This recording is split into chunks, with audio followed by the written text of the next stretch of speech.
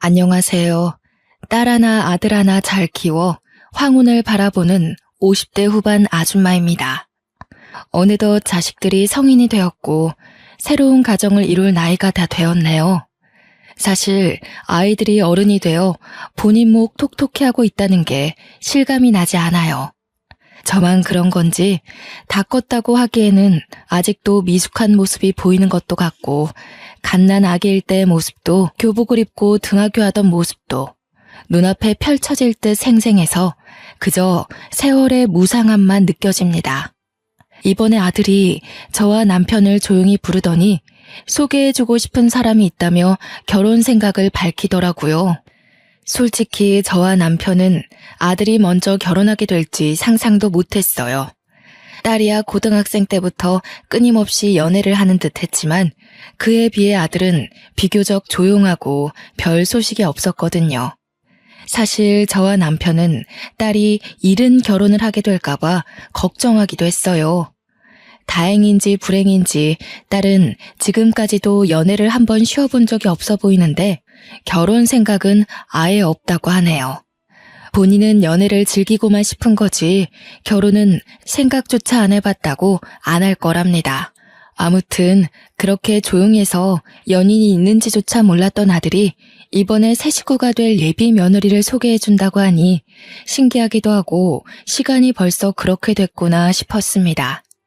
아이의 세월을 생각하니 제 세월도 생각이 나고 저의 시부모님 또한 불현듯 떠오르더군요. 저 또한 누군가에게 새 식구였던 때가 있었으니까요. 제 시부모님은 참 좋은 분들이십니다. 자신 있게 말할 수 있어요. 입에 발린 말이 아니라 제가 그분들께 받은 은혜를 다 말하지도 못할 만큼 사람 대 사람으로 따져도 정말 좋으신 분들이에요. 저는 부모의 사랑 대신 할머니의 사랑을 주로 받고 자랐습니다. 직설적으로 이야기하자면 머리가 어느 정도 클 때까지는 할머니의 손에서 자랐다는 말이죠. 그렇다고 해서 저는 부모님에 대한 원망은 없어요. 세상에는 어쩔 수 없는 사정이라는 게 있으니까요. 그 어쩔 수 없는 사정으로 제 부모님은 갑작스레 경제적 어려움에 부딪히고 말았습니다.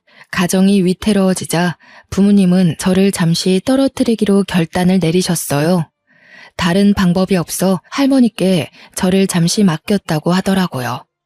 할머니는 흔쾌히 저를 맡아 키우셨고 생각보다 그 기간이 길어져 전 자연스레 할머니 밑에서 자라게 되었죠. 사연이랄 게 생각보다 간단하죠. 이렇게 보니 정말 가벼운 이야기 같아 보이는데 그때는 부모님과 잠시 떨어져 지내는 게 어찌나 무섭던지요. 매일이 눈물바람이었다고 해요. 어린 것이 수도꼭지를 튼 것 마냥 눈물을 줄줄 흘리니 탈수가 올까 걱정하셨다고 하네요. 저 때문에 할머니의 고생이 아주 많았을 거예요. 저의 집은 풍족하다면 풍족했지 처음부터 집 사정이 어려웠던 것은 아니었어요. 풍족했던 시절이라고 하면 떠오르는 추억이 하나 있죠. 퇴근길마다 아빠는 늘 작은 인형을 하나씩 가지고 오셨어요. 저에게 매일 선물로 주셨거든요. 덕분에 저의 방은 온통 인형으로 가득 차 놀이동산 같았답니다. 엄마는 그런 아빠를 볼 때마다 타박했지만 아빠와 나를 바라볼 때면 세상을 다 가진 듯 웃고 있었어요. 또 가져왔어? 가져오지 말라니까. 왜 자꾸 그런 걸 가져와? 보관할 곳도 없어요. 자꾸 주다 버릇하면 애 버릇만 나빠진다니까. 집이 공장도 아닌데 이렇게 계속 갖고 오면 어떻게 해? 귀여운 내 새끼 뭐 하나라도 쥐어주고 싶은 게 부모 마음인 거 당신도 알잖아. 그리고 애가 버릇 나빠져봤자 뭐 얼마나 나빠진다고 그래. 줘봐. 애가 얼마나 좋아해. 우리 딸 마음에 들어요? 아빠가 최고지? 얼씨구 정말 못 말린다니까. 당신 애 그만 괴롭히고 와서 밥이나 들어요. 준이도 인형 내려놓고 이리 와. 많이 배고팠지? 아빠 왔으니까 다 같이 밥 먹자. 엄마가 맛난 거 많이 만들었어요. 아빠는 저 어릴 적에 인형 공장을 운영하고 있으셨다고 해요. 저야 워낙 어렸기 때문에 아무도 자세히 알려주지도 않고 기억도 안 나고 해서 부모님이 직접 말씀해 주시기 전까지 사정을 잘 몰랐지만 나중에야 부모님께 전해 듣기를 아빠의 소꿉친구가 아빠의 공장과 공장 부지 그리고 사업 자체를 빼앗아 갔다고 하더라고요. 그때는 지금 같지 않고 법에 구멍도 많아서 어쩔 도리도 없이 뺏겼다고 그리 한탄하시곤 했으니 얼마나 억울하셨을지 상상조차 되지 않네요. 단지 사업장과 돈뿐만이 아니라 친구도 믿음도 심지어 평화롭던 일상마저 잃어버린 것이었으니까요. 매일 아빠를 바라보며 웃던 제 미소까지도요. 아빠는 한순간에 모든 걸 잃고 실업자가 되었고 집의 가세 또한 자연스레 기울어지게 되었어요. 저는 정해진 수준처럼 할머니에게 가게 되었고 부모님과는 그 후로 떨어져 지냈습니다. 할머니의 입은 늘 툴툴거리며 퉁명하셨지만 그건 말뿐이었고 절 많이 아끼셨어요. 행동을 보면 딱 알 수 있었죠.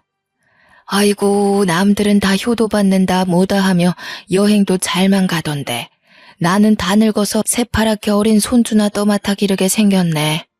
너 할미 말 잘 들어야 한다. 핏덩어리만큼 쪼만한 것이 부모와 떨어져 지내야 한다니 가여워서 어째. 할머니는 문방구를 운영하시며 지내고 있었어요. 문방구라니 아이에게는 천국과도 같은 곳 아닌가요? 제가 어린 마음에 새 문구를 갖고 싶다고 떼를 쓰면 할머니는 혀를 끌끌 차시면서도 제가 원하는 건 하나씩 빼서 선물로 주시기도 했어요. 마치 아빠가 퇴근길에 인형을 하나씩 내어주시듯 할머니도 저에게 문구들을 하나씩 내어주셨던 것이죠. 그 부모의 그 자식이라더니 사랑을 표현하는 방식이 참으로 똑같으시지 않나요? 여러모로 할머니와 아빠는 닮은 점이 참 많았어요. 제 부모님이 겪었던 이 모든 걸 지금 와서 다시 생각해보면 마음이 좋지는 않더라고요. 할머니도 제 부모님도 저 때 속이 말도 아니었을 거예요. 특히 지금의 제 나이보다 어렸을 제 부모님을 생각하면 마음이 참 싱숭생숭합니다. 제가 부모님과 다시 만나게 된 것은 중학교 졸업식이었는데요. 부모님이 예쁜 꽃다발을 들고 와 제 졸업을 축하해 주시더라고요. 너무 갑작스레 오셔서 당황하기도 했지만 할머니는 오랜만에 본 자식과 며느리를 많이 반가워하셨어요. 그러곤 한마디 하셨죠. 왜 이제야 얼굴을 비추냐 비추길. 어미 속 다 썩이고 나타나지 왜. 이게 웬일이다냐 이게 웬일이야. 아예 온 게야 그지? 응? 아이고 내 자식 얼굴 좀 봐. 다 상했네. 밥은 꼭 잘 챙겨 먹으라니까. 얼굴이 반쪽이 돼서 왔네. 아이고 속상해라 속상해. 예 어머님 죄송해요. 늦게 나타나 죄송해요. 말도 없이 사라졌다가 이제야 이렇게 경황 없이 나타나서 너무 죄송해요. 이제는 웬만큼 다 해결이 되었어요. 그간 감사하고 또 죄송해요 어머님. 부모님이 제 중학교 졸업식에 올 거라고는 정말 상상도 못했던 터라 당연히 어떻게 알고 온 것이냐고 물어보았고 부모님은 편지 하나를 꺼내 제게 보여주시더라고요. 사실 할머니와 편지를 주고받고는 했단다. 너에겐 비밀로 할 수밖에 없었어. 뒤늦게 알게 해서 미안하구나. 할머니가 보내주신 편지에 준이가 다니는 중학교 이름도 네가 곧 졸업한다는 소식도 담겨 있었지. 할머니가 편지에 적어주신 덕분에 준이 엄마와 내가 시간 맞춰 올 수 있었어. 이제야 와서 미안하구나. 많이 보고 싶었단다. 갑작스레 부모님과 떨어져 지내게 된 저는 그 상황에 적응하기까지 시간이 꽤 걸렸다고 해요. 혹시나 편지를 보게 되면 글도 잘 모르는 애가 오해를 할 수도 있고 적응이 더 늦춰질 수도 있었기 때문에 편지는 일부러 저에게 알리지 않았다고 했어요. 대신 시간이 날 때마다 부모님이 잠깐 오시는 것으로 입을 맞춰놨다고 하시더라고요. 어른들의 사정은 어른들이 감당해야 한다면서요. 부모님은 제 졸업식에 꼭 축하하러 오고 싶었다고 그리고 실제로 오게 되어서 너무 기쁘다고 하셨어요. 워낙에 기뻐하시니 저도 덩달아 신이 나더라고요. 사실 부모님은 제 초등학교 졸업식 때에는 참석하지 못하셨었어요. 그때 참석하지 못한 게 그렇게 후회가 되고 한이 되었다고 말씀하시더군요. 그래서 중학교 때에는 기를 쓰고 오셨나 봐요. 할머니는 아빠와 엄마를 꼭 끌어안고선 고슬프게 우셨어요. 어찌나 슬프게 우시던지. 왜 자식 잃은 부모의 울음은 그리 뼈아프다고들 하잖아요.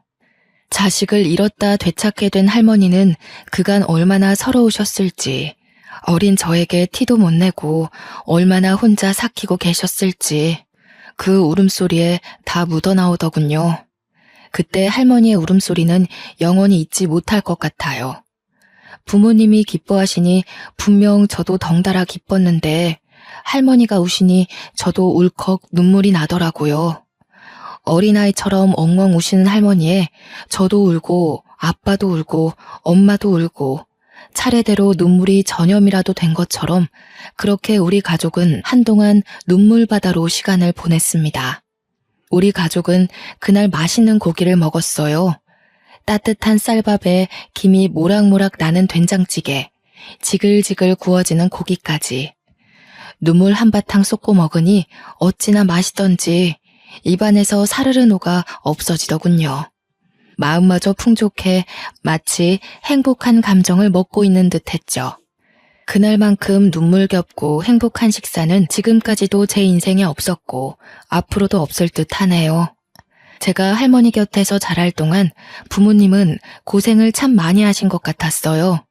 흘긋 보아도 손부터가 늙은 것이 티가 났고 오랜만에 보는 부모님의 얼굴엔 자글자글한 주름이 나 있었죠.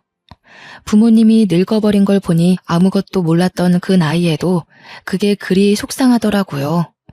누가 봐도 고생한 얼굴이었으니까요. 엄마는 식당에서 허드렛 일, 아빠는 건설 현장에서 막노동 일을 하며 지냈다고 했습니다. 저와 지냈던 집은 팔아서 빚을 갚는 데에다 썼고 두 분 모두 물불 가리지 않고 일하며 이악 물고 돈을 악착같이 모았다고요. 그렇게 모은 돈으로 전만큼 크진 않지만 최근 번듯한 집을 구했고 집 근처 조그만 식당까지 차릴 수 있었다고 말씀하셨어요. 이렇게 되기까지 자그마치 10년이란 세월이 흘렀다면서 안 해본 일이 없다며 빙그레 웃으셨어요. 아빠는 식당이 생각보다 잘 돼서 돈을 꽤 벌고 있다고 자랑하시더니 이제라도 같이 사는 게 어떻겠냐며 할머니와 저에게 조심스레 물어보았어요. 정말로 거짓없이 기뻤지만 어색하지 않았다면 그것 또한 거짓이었겠죠. 떨어져 지내면서 부모님은 간간히 찾아오시긴 했으나 언젠가부터 바쁘고 힘드셨는지 아예 얼굴조차 못 뵌 날들이 더 많았거든요. 할머니는 갑작스러운 만남과 갑작스러운 제안에 조금 당황하신 듯 머뭇거리더니 곧 말씀하셨습니다. 그래, 나도 이제는 늙었는지 너네랑 같이 살고 싶구나. 우리 손녀도 그렇고 말이야. 그런데 그렇다고 문방구 일을 바로 그만둘 수는 없다. 기한을 정해두고 가게를 정리할 테니 정리하고 나서 그땐 같이 살자꾸나. 애비야, 애미야. 마음 급하게 바로 같이 살자는 말은 말아라. 언제가 괜찮을지 상의라도 먼저 해봐야 하지 않겠니? 할머니는 오랫동안 살펴온 본인의 문방구를 정리하기 시작했고 문방구 간판을 내리기까지 그리 오래 걸리진 않으셨습니다. 우리 네 가족은 같이 살게 되었어요. 이렇게 마무리가 되었다면 그건 인생이라 할 수가 없겠죠. 나쁜 일이 있으면 좋은 일이 있고 좋은 일이 있으면 나쁜 일도 있는 게 인생이잖아요. 우리 가족 역시 그랬습니다. 고생 끝 낙이 온다더니 이게 웬걸. 낙 뒤에는 현실의 무게가 자리 잡고 있더군요. 인생은 무심하다고들 하죠. 잘 되던 부모님 식당이 조금씩 내리막길을 걷기 시작했습니다. 그래도 이 정도야 뭐 겪어온 고생에 비하면 티도 안 났죠. 저는 대학교 진학을 안 하기로 마음을 먹고 고등학교를 졸업하자마자 곧장 회사에 취직했습니다. 제가 취직하게 된 곳은 액세서리를 팔던 작은 회사였는데 이곳저곳 무역을 하는 회사라 그런지 유독 외국어를 잘하는 직원도 있고 생각보다 학벌을 신경 쓰는 분위기더라고요. 그런 분위기를 오래 겪으니 대학에 별 생각이 없던 저도 제 학벌을 신경 쓰게 되더군요. 대학을 안 가고 회사로 바로 취직할 당시엔 빨리 돈을 벌어 가족에게 보탬이 되어야겠다는 생각뿐이었어요. 부모님도 할머니도 점점 늙고 지쳐가시는 게 제 눈에 보였으니까요. 부모님의 식당은 그나마 사정이 나아져 단골로 수입 유지는 되었으나 그뿐이었답니다. 전 그저 부모님의 한숨을 덜어주고 싶었어요. 사무실에서 일하는 사무직이라 더 그랬던 것일까요? 저는 결국 대학교에 가기로 마음먹었고 바로 행동으로 옮겼죠. 어느 정도 돈도 모았겠다. 대학교에 가려면 지금이 최적기일 거라는 생각도 들었어요. 지금 아니면 언제 또 기회가 있을까? 그리 생각하며 마음을 단단히 다잡았어요. 저는 낮에는 일을, 밤에는 밤새워 공부하며 시험을 준비했고 예상보다 좋은 성적을 받아 대학교에 합격해 대학생으로 새 출발을 시작했습니다. 대학교에 들어가니 건너 들었던 것보다 돈 나갈 일이 더 많더라고요. 이러다 대학 졸업 전에 모아둔 돈 다 털리겠다 싶었어요. 제가 절약할 수 있는 유일한 돈은 등록금이었고 저는 열심히 공부해서 장학금을 악착같이 사수하려 노력하기 시작했습니다. 그랬더니 언젠가부터 동기들은 저를 독하다며 장학금 귀신이라 부르고 있더라고요. 때로 이번 장학금은 본인 것이라며 저에게 선전포고를 하는 동기도 종종 있었지만 전 그때마다 눈에 불을 켜고 공부를 해 매번 장학금을 지켜냈죠. 그러다 딱 한 번 제가 장학금을 놓치고 말았습니다. 제가 다니던 과는 영문학과였는데 아무래도 외국어다 보니까 실질적으로 쓰이는 영어와 제가 책으로 공부한 영어가 미묘하게 다른 부분이 있을 수밖에 없더라고요. 아무리 공부해도 놓칠 수밖에 없는 부분이 있었던 것이죠. 저는 아주 미세한 점수 차이로 장학금을 놓치게 되었습니다. 가르쳐주지도 않은 걸 시험 문제로 냈으니 어찌나 억울하던지요. 이게 부패의 현장인가 싶었답니다.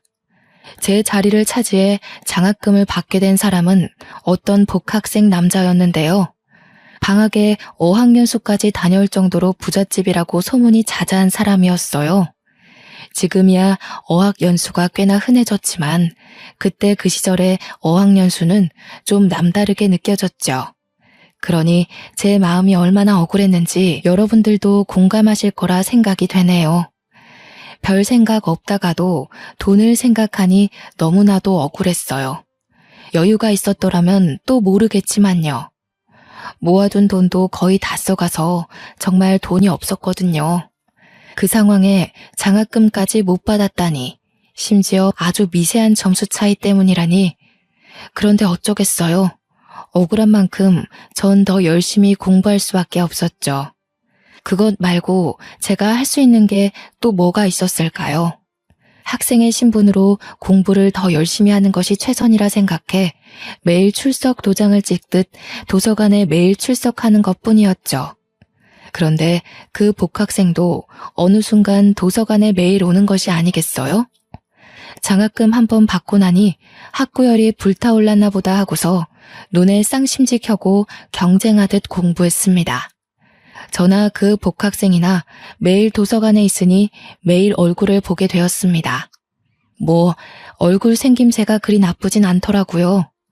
처음엔 장학금 못 받은 게 억울해서 째려보다가 매일 공부하러 오는 걸 보니 경쟁심이 느껴져서 째려보던 어느 날, 제가 째려보는 걸 느꼈는지 그 남자와 눈이 마주쳤습니다. 민망하기도 하고 내가 널 나의 경쟁자로 의식하고 있었다는 걸 알려주기 싫어 우연인 척 바로 시선을 피했지만 별 효과는 없더라고요. 어찌나 빤히 쳐다보던지 굉장히 부담스러웠어요. 근데 또 습관처럼 그를 째려보고 있던 저를 발견했죠. 전 그와 눈이 계속 마주쳤고 어느샌가 그의 눈을 자세히 관찰하기 시작했어요. 저는 그 사실이 점점 묘하게 느껴졌답니다. 시선을 마주칠 때마다 텔레파시를 보내는 것처럼 길게 마주치는 것은 물론 그의 눈동자가 미묘하게 갈색인 것을 알게 되었는데요. 오묘하게 회색빛이 감도는 따뜻한 갈색, 얼핏 보면 흑갈색인 듯 진했어요. 묘한 떨림을 동반한 채 그렇게 눈맞춤을 계속 이어갔습니다. 그렇게 애매한 관계에 머무르다 겨울 눈 내리던 날 밤, 전환점을 맞이하게 되었네요. 저는 그날도 어김없이 도서관에 가 공부에 정진했죠. 그러다 시간이 늦어 공부를 마무리하고 짐을 챙겨 집으로 향하던 중이었답니다. 등 뒤에서 어떤 남자가 저를 불러 세우더군요. 네, 맞아요. 바로 그 복학생이었어요. 눈이야 자주 마주쳤었는데요. 그 사람의 목소리를 그때에서야 처음 들었어요. 저는 뒤돌아 왜 부르셨냐고 물어보았죠. 오늘 날씨가 많이 춥더라고요. 밤이 늦어 유독 쌀쌀하고요. 괜찮으시다면 이거 받아주시겠어요? 바로 마시지는 마시고 집에 도착할 때까지 손에 쥐고 가세요. 손 시렵지 않게. 손난로처럼 쥐고 있으면 꽤 따뜻하거든요.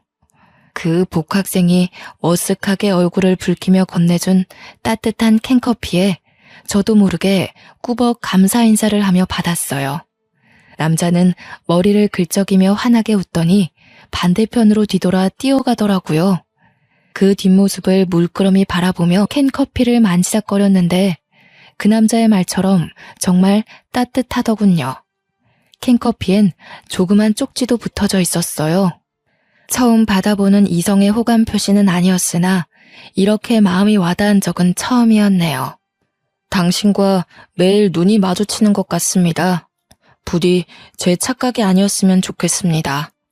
당신의 지혜로운 눈동자를 볼 때면 마음이 설렙니다. 당신과 눈이 마주칠 때마다 눈 내리는 겨울밤이 꽃이 핀 봄바람처럼 따스하게 느껴집니다. 좋은 인연이 되어 서로에 대해 알아가고 싶습니다. 덕분에 저는 추운 겨울날 따뜻하게 집에 도착했죠.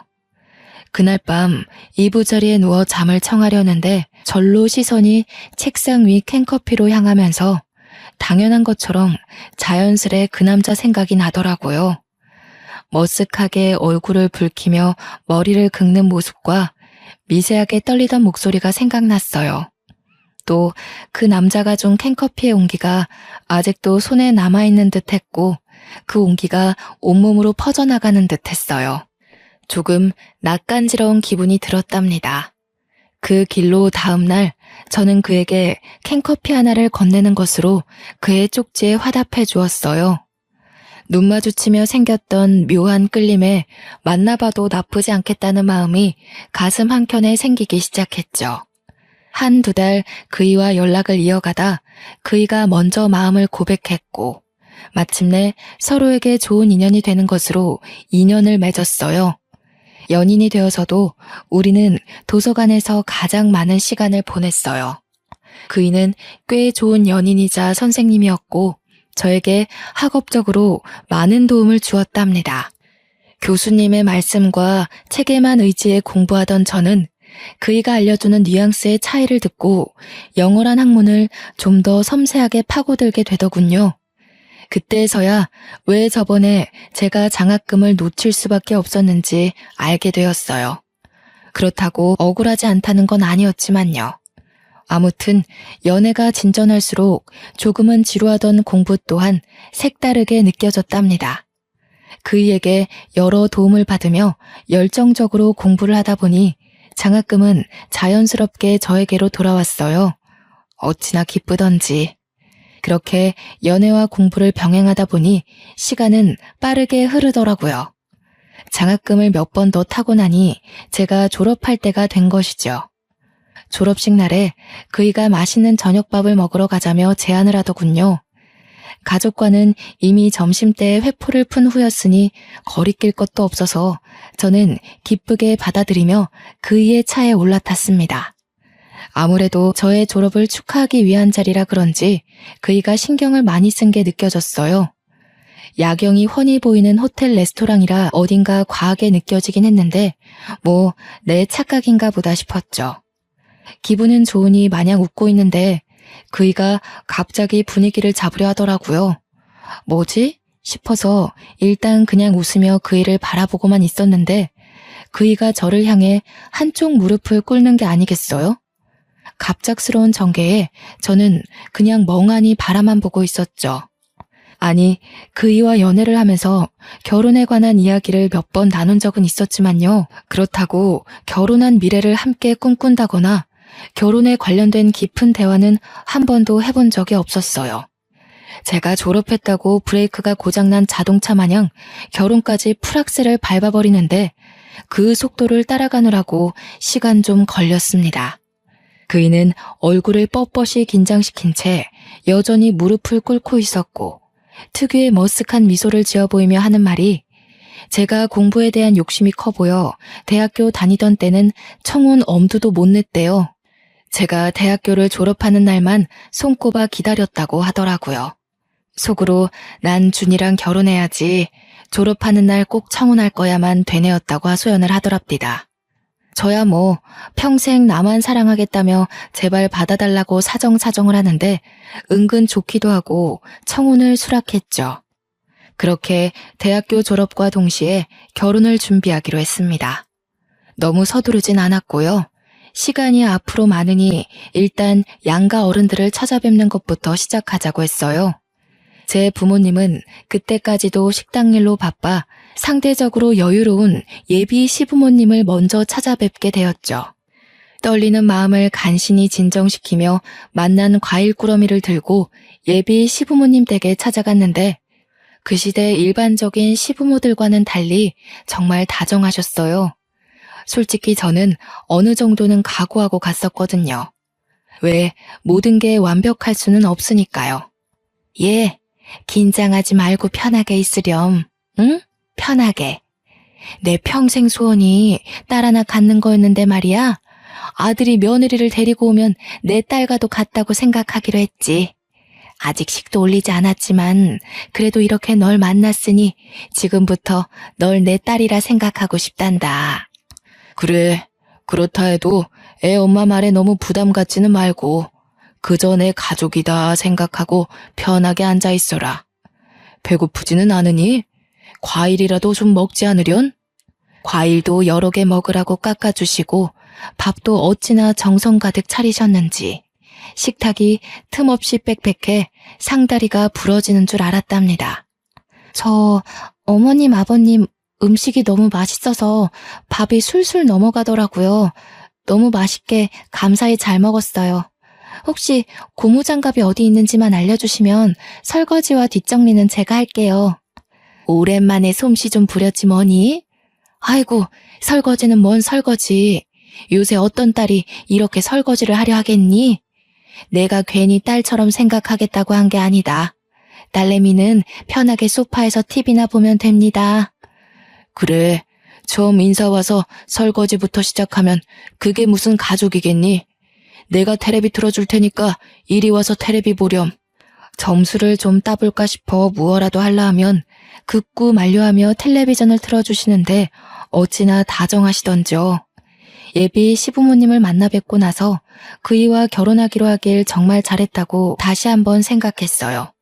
그런데 좋은 일이 있으면 나쁜 일도 있다고 하죠. 이번엔 예비 신랑이 제 가족에게 인사 오기로 한 바로 전날이었어요. 할머니가 원래도 산책을 자주 나가시기는 했지만 주로 점심 먹고 난 후에야 느긋하게 나가 오후 4, 5시쯤 되면 집으로 돌아오시곤 했거든요. 그날따라 할머니가 이른 아침부터 분주히 무언가 준비하더니 어디론가 나가려 하길래 제가 붙잡고 물어봤죠. 할머니, 이른 아침부터 뭐 그리 분주해? 어디 나가려고? 뭐 어디 약속 있어요? 아, 내일 우리 손주 사위 될 사람 볼 건데 신경 좀 써야 하지 않겠니? 머리도 새로 하고 시장 좀 둘러보고 그러련다. 걱정 말고 있어라. 금방 나갔다 올 테니. 염색을 새로 하시려나 보다 파마까지 하시려나 하며 대수롭지 않게 생각하고 있었는데 할머니는 오후 6시가 되어도 집에 돌아오지 않으셨습니다.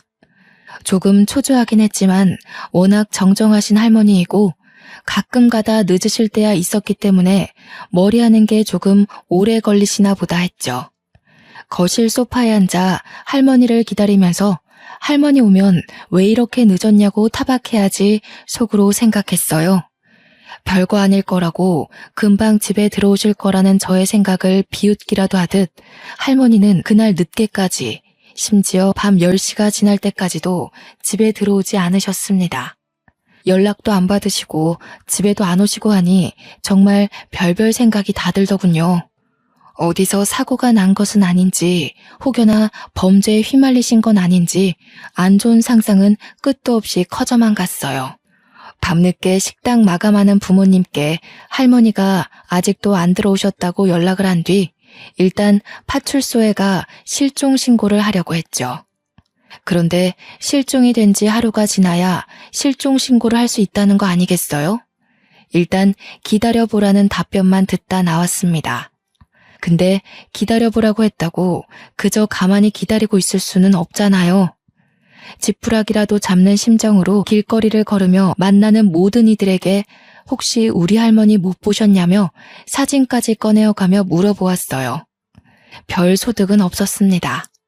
사실상 제가 할 수 있는 게 아무것도 없었던 것이죠.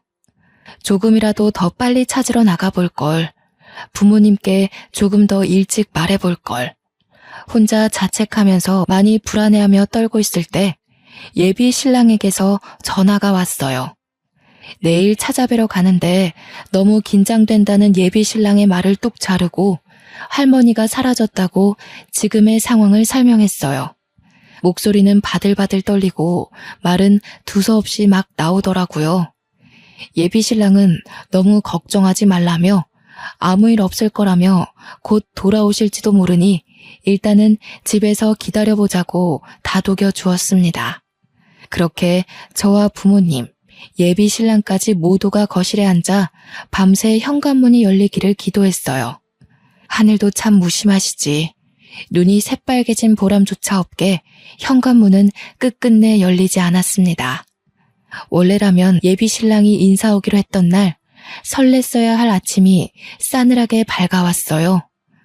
24시간이 지나 파출소에 실종 신고를 하러 다시 찾아가는 도중 동네 병원에서 전화가 왔더라고요. 할머니가 병원에 입원해 계신다는 거예요. 심지어 하루 동안 의식이 없으시다가 이제서야 의식을 되찾았다고 말을 하시는데 너무나도 청천벽력 같은 말에 바로 병원으로 달려갔죠. 병원에 도착해 병원 침대에 누워있는 할머니를 보자마자 눈물부터 나더라고요. 손등으로 마구 눈을 비비고 있는데 의사 선생님이 와서 할머니의 상태를 설명해 주셨어요. 정말 큰일 날 뻔했습니다. 할머님이 솔직히 운이 아주 좋았다고밖에 설명드릴 수 없겠네요. 연세도 꽤 있으시고 길가에서 뇌졸중으로 쓰러지신 터라 자칫 잘못하면 의식을 잃어 영원히 되찾지 못하거나 의식을 되찾으시더라도 후유증으로 영구적인 장애를 얻을 수 있어 걱정을 많이 했습니다. 다행히 신고자분이 적절한 조치를 빠르게 취해 주셔서 큰 걱정은 하지 않으셔도 되겠어요. 검사 결과 큰 이상은 없어 보이지만 의식을 되찾기까지 꼬박 하루라는 시간이 걸렸기 때문에 며칠 더 입원하셔서 경과를 지켜보는 것이 좋겠습니다. 의사 선생님의 권하신 대로 할머니는 며칠 더 입원해서 경과를 지켜보기로 했습니다. 어떻게 된 상황인지 정확히 파악하고 나니 그제야 안도감이 들고 쿵쾅거리던 심장 또한 차분히 가라앉는 것 같았어요. 할머니는 어제 머리를 하러 길을 나섰다가 뇌졸중이 와 길에서 쓰러지셨고 마침 지나가던 신고자분이 쓰러진 할머니를 발견하고는 즉시 적절한 조치를 취하며 재빠르게 119 신고를 했던 겁니다. 할머니는 의식이 없어 당연히 집으로 돌아올 수도 바로 연락할 수도 없었던 것이고요. 때마침 지나가던 분이 뇌졸중에 해박한 분이셨다니 이런 행운이 또 어디 있을까요? 신고자분을 만나면 뽀뽀라도 해주고 싶었어요. 신고자분이 아직 병원에 있으시다는 말에 찾아가 감사 인사를 드리기로 했죠. 부모님은 감사 인사를 먼저 하고 오겠다며 신고자분을 찾으러 가셨고 저는 잠시 할머니 손을 붙잡고 있다가 뒤늦게 예비 신랑과 함께 뒤따라갔어요. 복도를 지나 방향을 꺾었더니 부모님이 신고자분에게 감사 인사를 하고 있더라고요. 이 은혜를 어찌 갚아야 할지 정말 감사합니다. 정말 감사합니다. 덕분에 제 어머니가 별탈 없이 살아계십니다. 정말 어떠한 말로도 이 감사함을 표현할 수가 없습니다. 실례가 안 된다면 꼭 차례를 해 이 감사함을 표현하고 싶습니다. 아유, 그런 말씀 마세요. 제가 할 수 있는 걸 한 것뿐인데요. 할머님이 의식이 없어 걱정을 많이 했는데 하루 만에 깨어나셔서 너무 다행이에요. 조금 더 지켜봐야겠지만 정정하시다니 제가 다 기쁩니다. 사례라니요. 정말 괜찮습니다. 할머님이 앞으로도 정정하시다면 그걸로 만족할 것 같네요. 거리가 가까워지며 부모님께 가려져 있던 신고자분의 모습이 점차 드러나자 예비 신랑과 저는 순간 고개를 갸웃할 수밖에 없었습니다. 분명 어디선가 본 것 같은데 하며 긴가민가 하고 가까이 다가가는데 예비 신랑이 깜짝 놀라 소리를 치더랍니다. 아니, 이게 무슨 일이야? 엄마가 왜 여기 있어? 네, 그렇습니다. 지금도 믿기지 않네요. 기막힌 우연이라는 게 실존하기는 실존하더라고요. 알고 보니 그 신고자분이 바로 제 예비 시어머님이셨던 거지요. 생각지도 못한 우연에 우리 가족은 잠시간 할 말을 잃었습니다. 예비 시어머님도 두 눈을 휘둥그레 뜨셨죠. 어머나, 이런 우연이 어떻게 다 있니? 세상에 준이야, 어제 그분이 준이의 할머님이셨구나. 내가 발견 못했다면 정말 큰일 날 뻔했다. 큰일 날 뻔했어. 왠지 어제 유난히 그 길을 지나가고 싶더라고요. 저 준이 어머님과 아버님이신 거죠? 저 준이 시엄마 될 사람이에요. 어떻게 이렇게 만나게 되었네요. 정말 반가워요. 무슨 우연이래요. 은인이 예비 사돈이었다니 저도 너무 반가워요. 정말 상상도 못한 일이네요. 세상에, 다시 한번 정말 감사드려요. 이 은혜를 어떻게 갚아야 할지. 실례가 아니라면 이렇게 된 거 밥 한 끼라도 같이 드시지 않으실래요? 어제부터 오늘까지 병원에 있으셨다고 들었는데 배고프시진 않으신가요? 뭐라도 드시겠어요? 그래요. 다 같이 밥이라도 한 끼 먹읍시다. 이렇게 그냥 보내면 마음이 좋지 않을 것 같아서 그래요. 예비 사돈이라고 불러야 할까요? 제 어머님을 구해주신 은인이시니 꼭 보답하고 싶습니다. 아유, 그러지들 마셔요. 제가 한 게 무엇라고 그리 띄워주시나요? 밥은 다음에 상견례 할 때 같이 드는 거 어떠신가요? 제가 지금은 좀 많이 피곤하고 그래서요. 아무래도 지금은 좀 어렵겠어요. 제 생각을 해 좋은 제안 주셨는데 일이 거절해서 죄송하네요. 와, 휩쓸리듯 몰려오는 정보와 대화에 정말 정신이 하나도 없었답니다. 세상에 이런 일이만 마음속으로 골백번 중얼거렸어요. 사실 저도 뇌졸중으로 쓰러진 적이 있었거든요. 저도 누군가 빠르게 조치하고 신고해서 별탈 없이 이렇게 살아있죠. 그 후로 무서워서 뇌졸중에 공부를 좀 했는데 이게 이렇게 풀릴 줄 누가 알았겠어요. 예상했던 오늘은 아니지만 큰일 없이 무탈하게 잘 풀렸죠. 예비 신랑은 제 할머니도 제 부모님도 한자리에 모여 인사를 했습니다. 부모님과 할머니는 이 정도면 운명이고 은인이고 행운이라고 하셨어요. 당연히 결혼도 허락하셨고요. 저희의 결혼은 말에 날개 달린 듯 일사천리로 진행되었답니다. 너무도 수월하게 행복한 결혼식을 치르고 화목한 가정을 이뤘죠. 아이도 둘 낳아 잘 길렀고요. 딱히 달라진 것도 없이 눈 떠보니 어느새 지금이네요. 할머니는 두 번째 증손주까지 보시고 편안히 눈을 감으셨어요. 그에 비해 몇 년 전 시어머님은 간경화 증상이 심해져 크게 앓으셨어요. 의사 선생님이 말씀하시길 간이식 수술 말고 다른 치료는 사실상 무의미해 보인다고 하시더라고요. 드라마 같은 데에서 보면 자식이나 형제들 중 한 명은 간이식이 가능하고 그렇던데 이건 무슨 하늘의 장난인지 피가 이어진 가족들 중 간이식이 가능한 사람이 아무도 없더래요. 자식인 제 남편조차 해당이 없다고 하니 솔직한 심정으로는 가망이 없나 싶었어요. 그렇다고 이대로 시어머님을 보낼 수는 없었네요. 무엇라도 해봐야지 보낼 때 보내더라도 후회하지 않을 것 같아 저는 가족들의 반대를 무릅쓰고 간기증 공여자 검사를 받아봤어요. 제 나이가 그리 적지 않음에도 불구하고 검사 결과는 생각보다 좋더라고요. 그리고 시어머님께 간이식이 가능하다는 결과 또한 나왔죠. 시어머님께 받은 은혜를 내 평생 갚을 수 있을까 싶었는데 기회는 말도 없이 이런 형태로 찾아오더군요. 시어머님은 저를 볼 때마다 며느리가 아닌 새로운 딸이라 노래를 부르시곤 했는데요. 그렇게나 딸이라고 노래를 부르시더니 이런 식으로 효과가 나타나나 싶었어요. 무섭지 않았냐고 하면 거짓이겠죠. 엄청나게 무서웠답니다. 시어머님을 위해서 일단 무엇이든 해봐야지 하고 결심할 때는 언제고 막상 간기증이 가능하다니까 고민이 안 될 수가 없었어요. 간이식을 하겠다는 굳은 의지를 밝히고 나서도 매번 망설이게 되었고 또 매번 고민되었으니까요. 솔직히 간 이식 후 후유증을 무시할 수 없더라고요.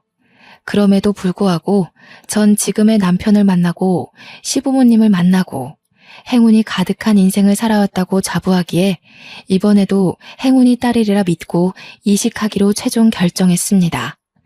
제 결정에 시아버님은 제 두 손을 붙잡고는 미안하고 고맙다며 눈물을 훔치시더라고요. 생각지도 못한 큰 수술을 앞두니 저도 마음이 찡해져서 같이 손 붙잡고 엉엉 울었어요. 저야말로 감사하다면서요.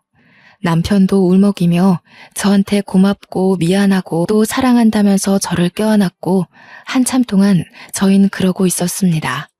어찌나 서로 고맙고 미안한 게 많았던 건지 누가 보면 세 명이서 돌림 노래라도 하는 줄 알았을 거예요. 그렇게 이식 수술이 진행되었고 제 믿음에 보답이라도 하듯 수술은 성공적으로 마무리가 되었습니다. 시어머님은 현재 80세가 넘어가시는데도 정정하세요. 저는 후유증이 아예 없다고는 말 못할 듯 하네요. 확실히 체력적으로 약해진 게 느껴져서요. 수술 후 복대를 차고 다녀야 했던 것도 생각보다 번거로웠고요. 그렇지만 이식 수술을 결정하고 각오했던 것보다는 후유증이 심하진 않아 다행이라 생각이 듭니다. 확실히 얻은 만큼 잃은 것도 있었네요. 이렇게 또 한 번의 위기를 넘겼답니다. 글로 다 적어보고 나니 나름 굴곡진 삶을 살아온 것 같기도 하네요. 살다 보니 저는 어느새 중년이 되어버렸고요.